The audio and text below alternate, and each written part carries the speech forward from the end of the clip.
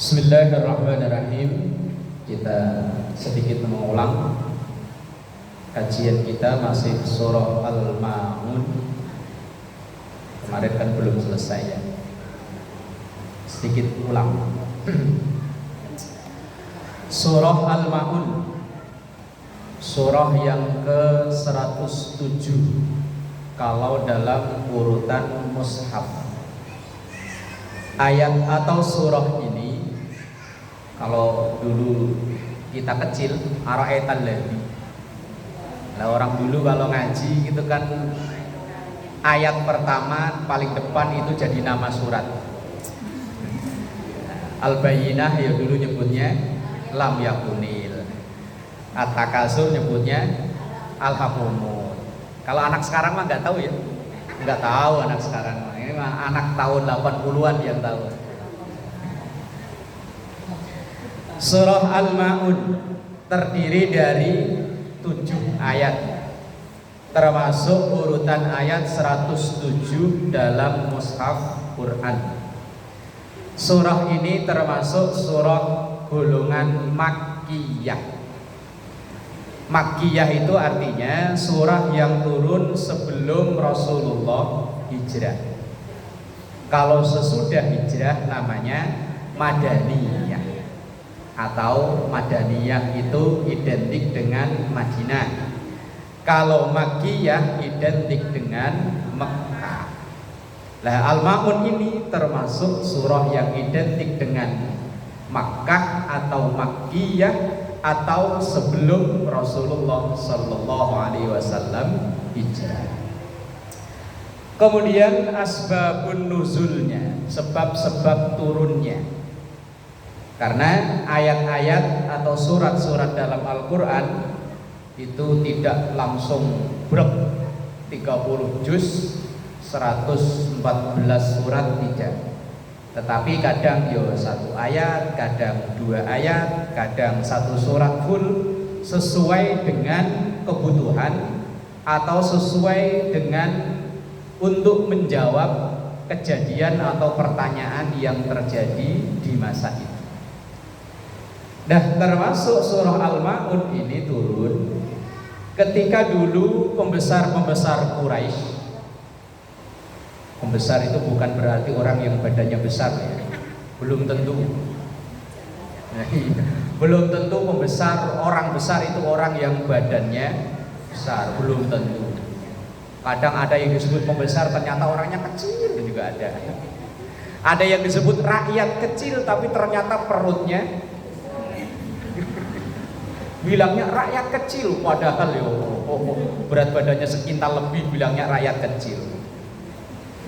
Para pembesar-pembesar Quraisy, diantaranya ada As bin Wa'il, ada Walid bin Mughirah, ada Abu Lahab, Abu Jahal. 2 orang ini selalu disebut namanya. Lah mereka ini setiap entah sepekan sekali atau sebulan sekali ngadain pesta-pesta. Ya entah mungkin motong unta atau motong kambing atau motong sapi untuk pesta-pesta para pembesar. Dan ketika lagi pesta-pesta kayak begitu itu, lagi makan-makan enak, datang anak yatim. Anak yatim kalau zaman dulu itu identik anak yang gak keurus. Beda sama anak yatim sekarang ya. Anak yatim sekarang itu kadang malah lebih terurus daripada bocah yang punya bapak sama emak tapi orang tuanya gak peduli. Kadang malah bocah yang masih punya bapak, masih punya emak tapi orang tuanya gak peduli, kadang lebih memprihatinkan daripada anak yatim. Kalau anak yatim malah kadang dicari orang, sering banyak dapat bantuan. Apalagi menjelang pemilu, yang mengatasnamakan partai hijau datang, partai biru datang, partai merah datang. Yang dicari anak yatim. Kalau umur-umur segini masih yatim ya? Yatim ya? Kalau saya alhamdulillah bapak emak masih utuh, mertua juga masih utuh. Alhamdulillah. Nah ketika tokoh-tokoh para pembesar-pembesar itu lagi pesta-pesta makan enak, datang tuh anak yatim yang identik dengan bocah nggak keurus. Ya namanya bocah nggak urus mungkin ya dari pagi belum mandi, yang baju dulunya putih kayak begini berubah jadi coklat, nggak mandi, rambut acak-acakan, umbel terulap teluluk. Umbel, ngerti umbel? Ini loh. Naik turun telulap teluluk. Loh, lagi makan enak tiba-tiba disamperin bocah kayak begitu. Kalau ibu gimana?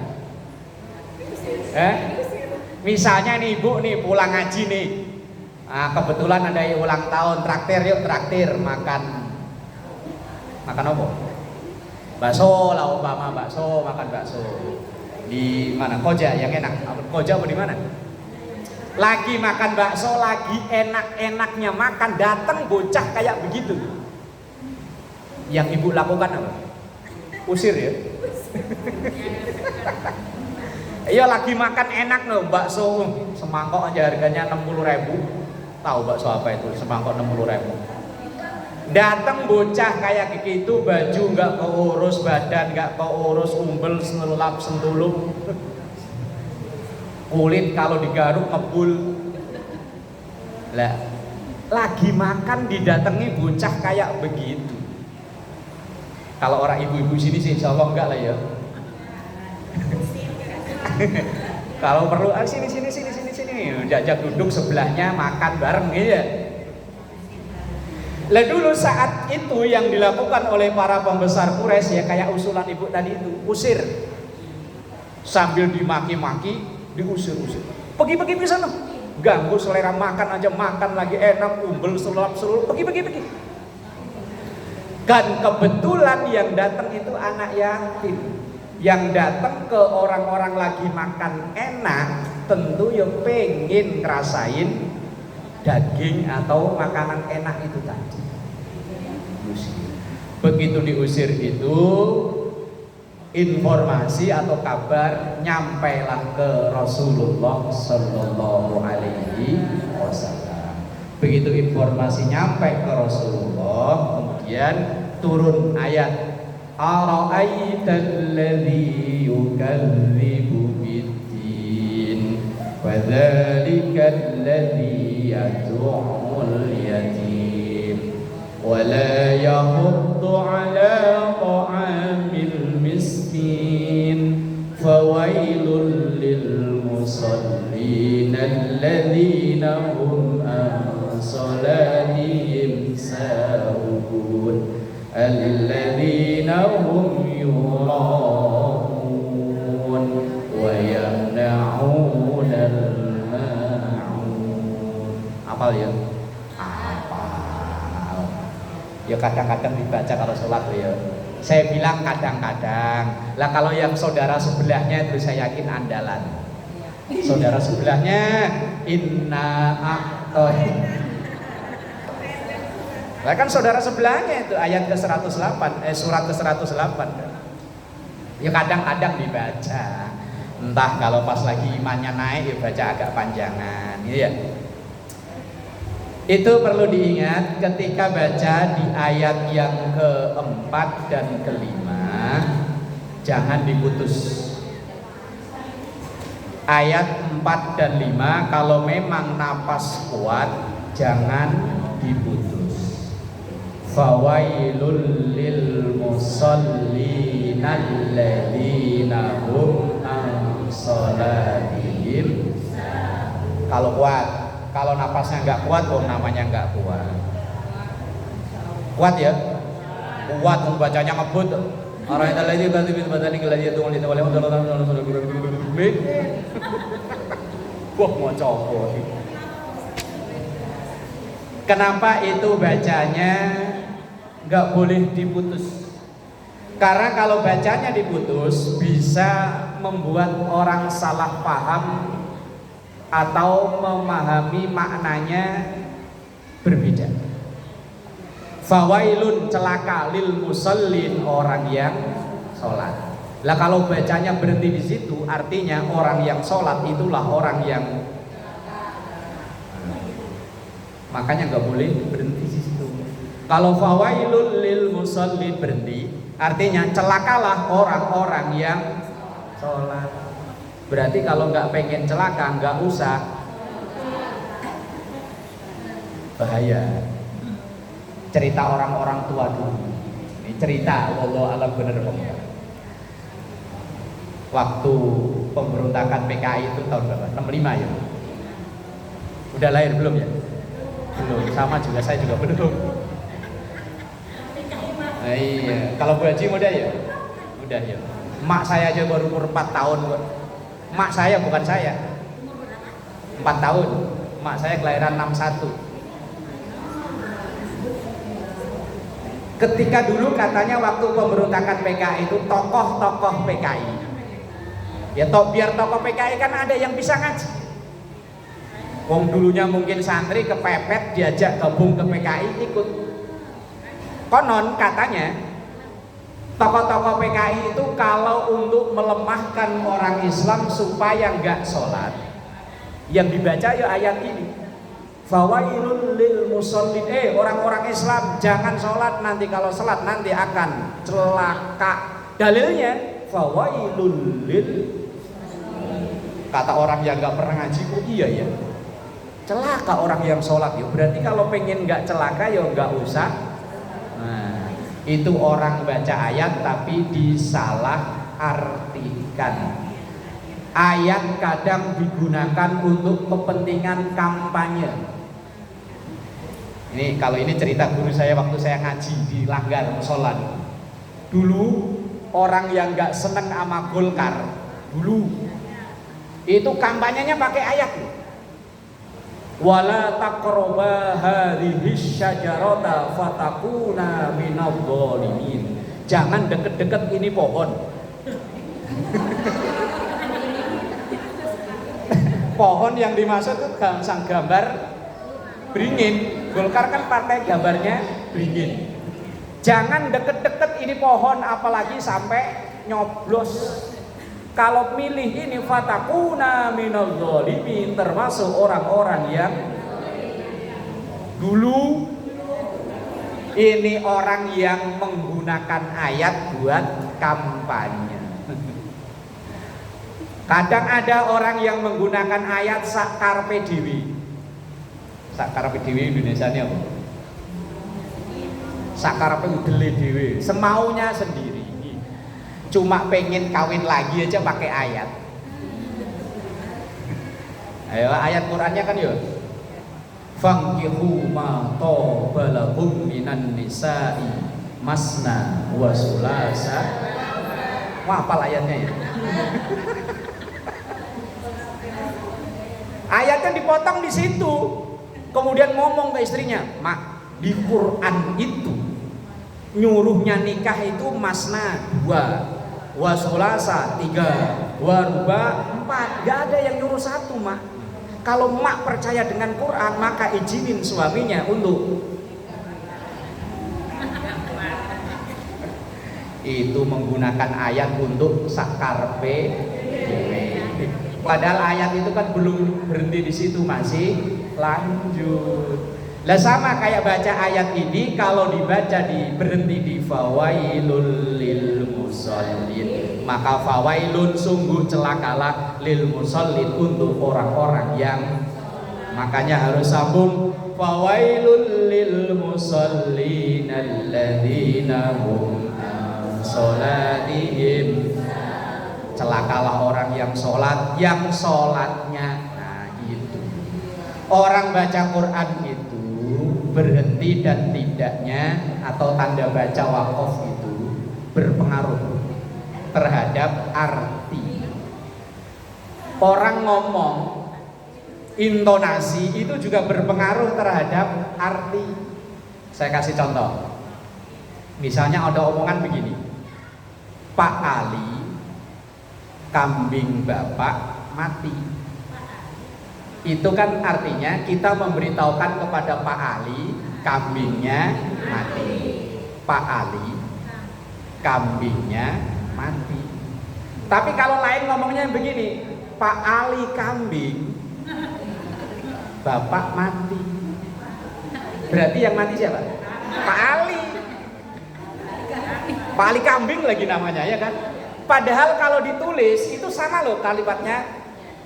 Pak Ali kambing Bapak mati. Itu kita memberitahukan kepada Pak Ali bahwa kambingnya Pak Ali mati.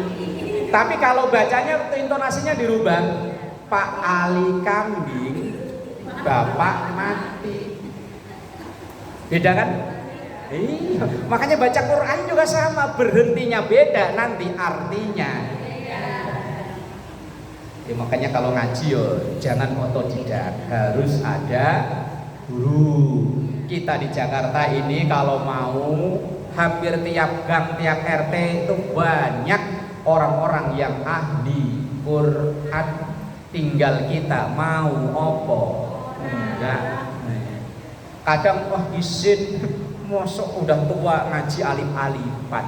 Yo jangan alif-alifan, alif beneran. Lah kalau alif-alifan yo nggak bisa, alif beneran. Kalau mau insya Allah nggak ada kata terlambat kalau mau. Yang penting mau apa tidak. Biar kalau sholat itu loh bacaannya ada variasinya. Takutnya diciriin sama malaikat. Asal walau dolin ala paling kul lagi nih kul. Coba kul pasti kul lah. Ya lo kan bener kata malaikat, belum baca malaikat udah nebak, pasti kul lagi nih, kul lagi lo kan bener kul. Balik lagi. Ara'aital ladzi yukadzibu biddin, tahukah engkau wahai Muhammad alladzi orang-orang yukadzibu yang mendustakan biddin dengan apa itu yang bawa terjemahan itu bidin artinya apa? Agama. Tapi kalau di Al-Fatihah maliki yaumiddin artinya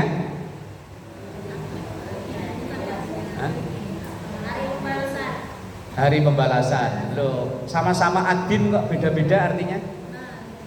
Yang maliki yaumiddin artinya yang merajai hari pembalasan. Kalau ini ara'aital ladzi yukadzibu biddin artinya tahu enggak engkau orang yang mendustakan.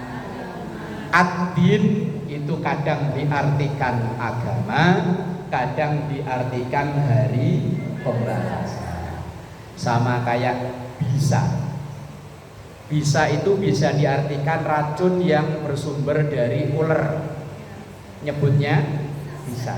Kadang bisa itu diartikan orang yang mampu untuk berbuat. Anak saya sudah bisa makan, berarti mampu untuk makan. Sama-sama bisa. Siapa orang yang mendustakan agama? Orang yang beragama tapi dusta. Ngakunya punya agama tapi ternyata bohong.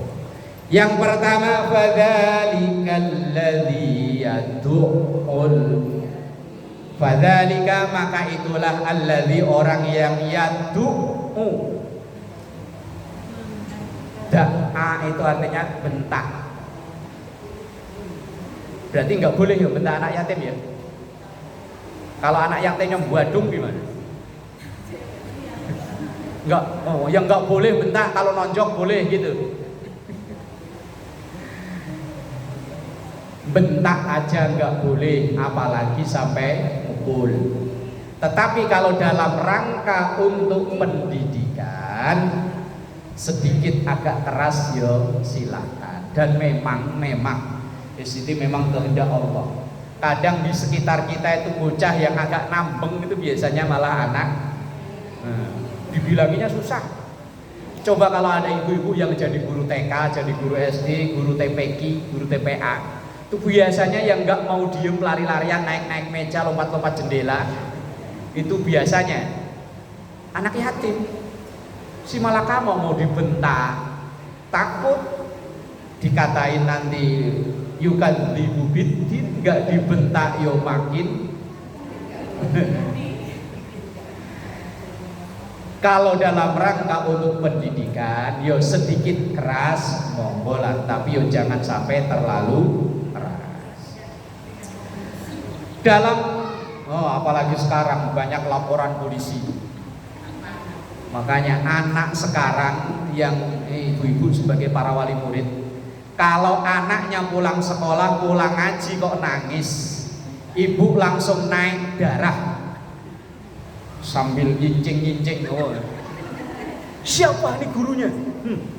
Begitu nyampe sekolah, guru di sekolah dimaki-maki. Nyampe ke TPQ, nyampe ke musola, ke masjid, gurunya di TPQ. Catat omongan saya, anak ibu ilmunya nggak bakalan berkah. Kita dulu nih waktu kecil, kalau ngaji pulang nangis, kita lapor ke emak, malah ditambahin. Loh, saya masih inget pernah bu, gara-gara ngantri ngaji loh, rebutan pengen duluan itu. Kalau dulu ngajinya kan nggak pakai listrik, pakai lampu petromak. Lah itu asal habis sholat maghrib itu rebutan pengen duluan di depan petromak. Yang namanya bocah kan ya dorong-dorongan nih.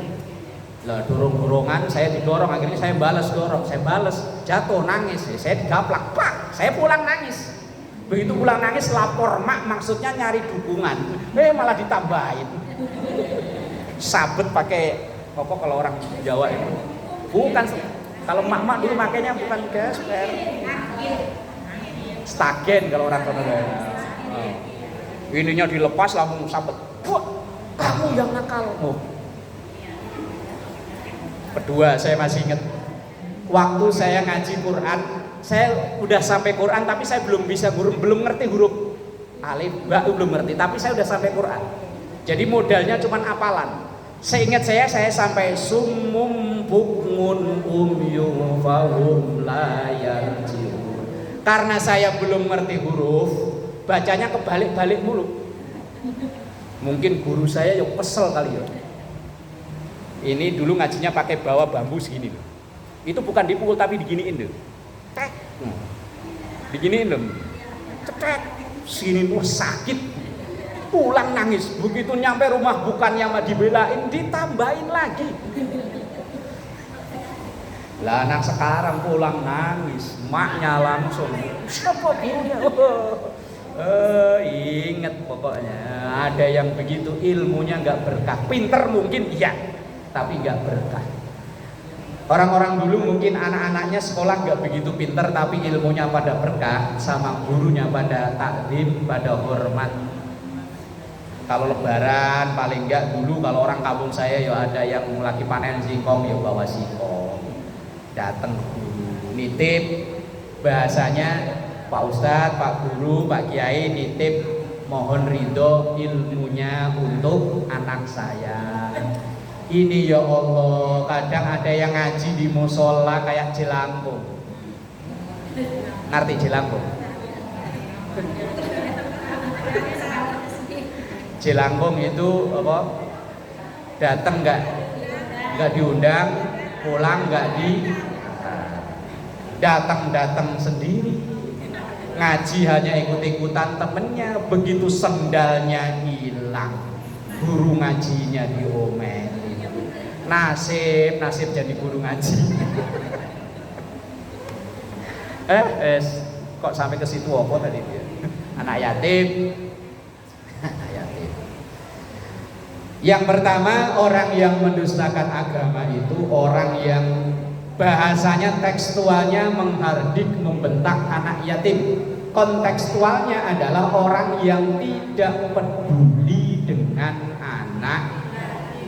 Kalau kita yang bisa bantu dengan finansial, dengan keuangan, yuk bantu dengan keuangan. Bantu keuangan nggak bisa, yuk bantu ngajar, bantu ilmu. Kalau nggak bisa, yuk paling nggak nunjukin. Cucu ibu kasihan nggak ada bapak, nggak ada mak. Coba kalau pengen pesantren di sono aja tuh, pesantren gratis. Paling kan tidak kan lewat kita. Kita nunjukin kita memang nggak bisa bantu, wong kita sendiri pas-pasan. Tapi paling tidak bisa bantu. Oh ngaji di tempat itu loh, kayaknya kok gurunya telaten. Peduli kan banyak cara dilakukan untuk peduli. Yang lebih bahaya anak yatim dijadikan alat kampanye, alat untuk nyari sedekah, alat untuk macam-macam. Padahal di sinetron Indonesia kan sering ada ya azab pemakan anak yatim. Di Indonesia masih ada apa ya sekarang? Dulu kan sering sinetron begitu. Entah bener apa enggak, paling enggak kan ya buat pelajaran. Yang kedua, wala yahuddu ala ta'amil miskin. Orang yang mendustakan agama itu orang yang enggak mau menganjurkan orang lain untuk membantu, memberi bantuan terhadap orang-orang miskin. Kita ini masuk kaya atau miskin? Kita loh. Kita ini loh. Termasuk saya ini. Ibu kalau ditanya kaya atau miskin? Loh ya sembuh pokoknya kalau ditanya orang kaya atau miskin? Nah gitu. Optimis. Biar ntar nyampe rumah wes pala pusing gitu. Kalau ditanya kaya miskin, kaya. Paling enggak kan yo mensupport diri kayak. Yang penting dalam rangka bukan untuk sombong. Lagian yang mau disombongin apa ya? Iya. Rumah yo juga RSSSSSSSSS. Rumah sangat sempit, sederhana sekali sampai selonjor saja susah. Esnya udah berapa tadi? Sampai mau nyelonjor aja susah. Wong di ruang tamu di situ ada motor, ada kulkas, ada macam-macam. Yang mau disombongin apa ya? Kalau dalam fikih itu kan yang paling berhak menerima bantuan itu ada fakir, ada miskin. Fakir itu orang yang memang nggak ada penghasilan sama sekali. Ia mencukupi kebutuhan sehari-hari yang ngandelin dikasih orang, itu namanya fakir. Kalau miskin masih punya penghasilan tapi kadang cukup, kadang enggak. Kalau kata Roma Irama, gali lobang. Itu miskin. Kalau kita apa?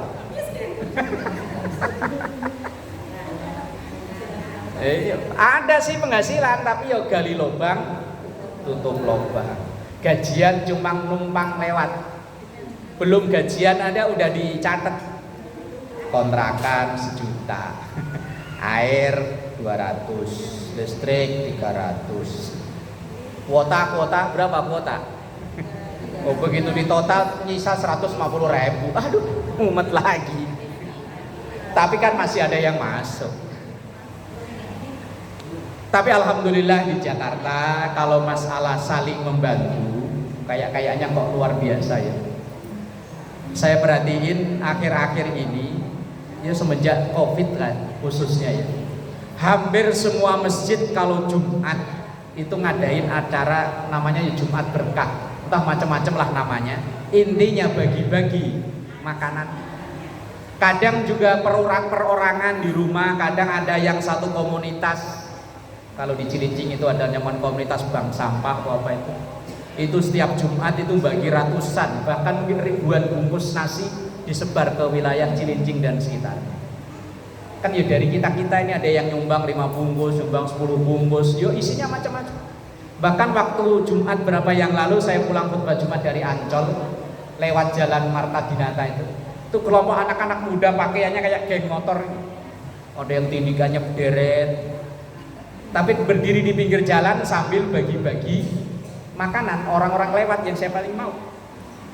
Nah ini paling tidak ya menunjukkan kepekaan sosial, ibadah sosial kita agar tidak termasuk yang yukadzibu.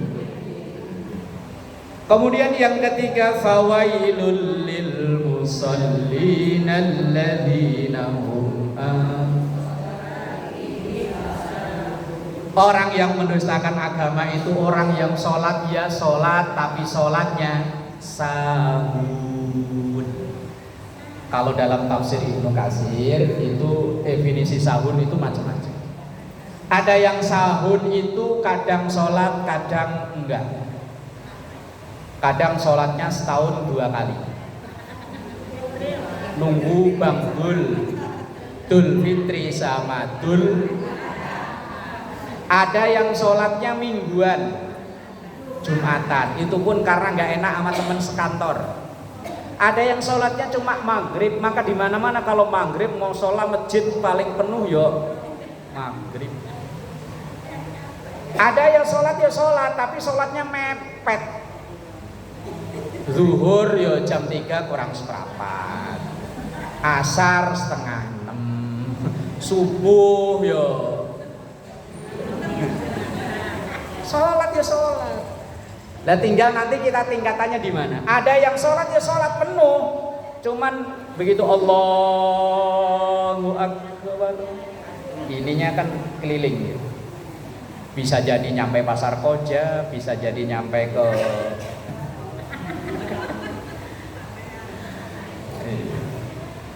ada yang kemarin saya tanya, sholat baru dapat 1 rakaat, ada paket datang, sholatnya lanjut apa udahan?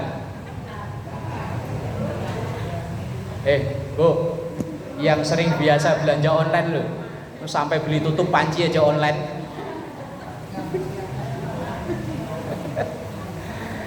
Sholat baru 1 rakaat. Begitu dapat 1 rakaat, depan rumah ada titik paket. Sholatnya lanjut apa udahan? Apa ngebut? Bet kelar. Apalagi paketnya udah ditunggu-tunggu dari beberapa hari yang lalu. Mesen gamis rencana buat lebaran. Lihat di online, cakep banget. Kata yang jual katanya 3 hari Bu nyampe. Udah hari ketiga pas hari Selasa kayak begini. Iya hari Selasa nyampe. Ditungguin dari pagi nggak nyampe-nyampe. Giliran sholat dapat 1 rakaat. Kalau enggak lagi sholat ada yang Assalamualaikum. Suaranya kita kenal banget, orang itu janji datang mau bayar utang. Sholatnya lanjut apa udahan? Ya Allah, ya sekelas-kelas kita ya begitu. Makanya habis sholat langsung disuruh Astaghfirullahal. Kemudian alladzina hum yura'un, orang yang mendustakan agama itu orang-orang yang berbuat hanya karena riya. Riya, ngerti riya? Pamer. Kalau ada orang mah ibadahnya semangat, kalau nggak ada orang lemes. Kalau yang disiarin mah sedekahnya 100.000, giliran masukin 2.000 ngumpet. Masukin ke kotakku itu tutup pakai tangan 2. Dilalah itu kotaknya kalau kayu begini mending ya. Kotaknya pakai kaleng biskuit. Masukinnya uang gopean, dalamnya belum ada isi, begitu dimasukin pluk bunyi. Ya Allah, udah diumpet-umpetin bunyi. Tapi apakah nggak boleh? Ya boleh, tapi kok ya kebangetan kalau gopek mah. Itu besek aja kalau diduitin berapa itu? Air minum paling enggak berapa? 2.000 ya. Iya. Itu beseknya 10.000, berarti berapa? 12.000. Gosok ngisi amalnya 2.000.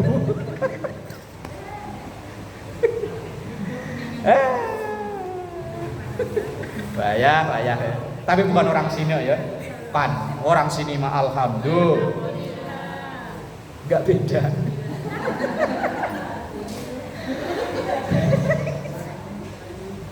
Wa yamna'unal ma'un. Yang terakhir, orang yukadzibu biddin itu yamna'unal ma'un. Orang yang enggan memberi bantuan, orang yang enggak mau bantu.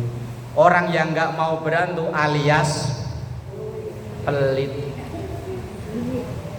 Tapi dalam terminologi bahasa Arab, pelit itu ada dua kelas. Kelas yang biasa-biasa namanya bakhil. Rata-rata kita itu aslinya punya sifat itu. Cuman ada yang diperturutkan, ada yang enggak. Bakhil ini kelas biasa. Tapi ada kelas yang super. Kelas luar biasa namanya syuh. Syuh kalau ditulis Arab itu shin sama ha. Syuhun, haknya pakai tasdid. Itu pelit, lebih dari pelit. Indonesianya bohong. Kalau bakhil itu hanya pelit untuk orang lain, tapi untuk diri sendiri enggak. Itu namanya bakhil. Misalnya dia kalau sekali jajan aja 30 sampai 50 ribu habis, tapi dikasih ke anak istri, anaknya 4, ngasihnya 50 juga. Kan pelit namanya ya. Tapi hanya untuk orang lain, bukan dirinya.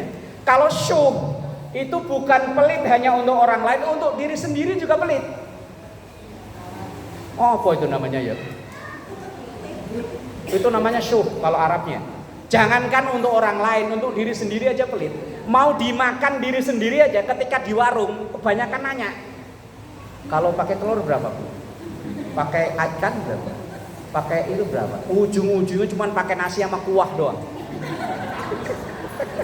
Padahal di kantong ini duit banyak. Padahal kalau ditraktir ya sama telur doyan, sama ikan doyan, daging ya ayo. Tapi kalau jajan sendiri nanya mulu, giliran nanya, Bu, yang gratis yang mana selain nasi? Sambel bayar enggak? Enggak, ya udah sama sambel aja. Kuah enggak, ya udah sama kuah. Air bening enggak bayar. Syuh, padahal untuk makan diri sendiri loh. Sakit, suruh bikin BPJS enggak mau, katanya ribet. Giliran dia sakit, buat berobat kan untuk dirinya sendiri. Sayang, berobat. Dokter cuman gini 300.000, mau ditawar malu. Pernah dengar ada orang berobat nawar? Lah orang syuh itu berobatnya nawar. Mau kebangetan nyari obat, pokoknya yang kalau zaman dulu ada namanya obat generik. Sekarang masih ada nggak ya? Yang paling murah loh, di puskesmas masih ada sekarang ya. Pokoknya yang dicari yang itu aja. Sakit perut, sakit pala, sakit apa obatnya sama, cuman beda-beda bungkusnya doang. Itu namanya syuh.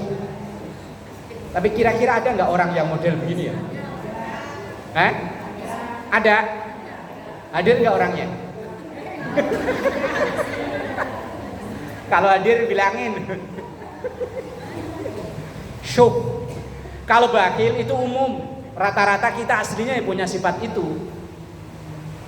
Bakhil. Orang kalau dermawan punya baju satu baru satu lama, ada yang minta dikasih yang baru, lah itu namanya dermawan. Kalau kita punya baju satu baru satu lama, ada yang minta, kita kasih yang mana? Nah, bakhil itu namanya. Tapi kalau syuh, yang lama yang nggak dikasih, apalagi yang, nah itu syuh itu. Kalau orang dikasih yang baru, nah itu dermawan. Kita kasih yang mana? Nah, ya itu udah.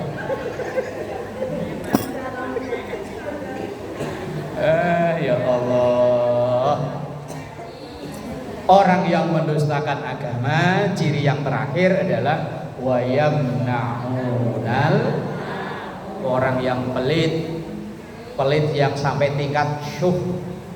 Kalau orang kampung saya dulu, syuh itu bahasanya pentil. Ngerti pentil? Pentil yang di ban, nah, kan ada karet kecil segini loh. Itu pentil filosofinya kalau diisi angin berapapun masuk.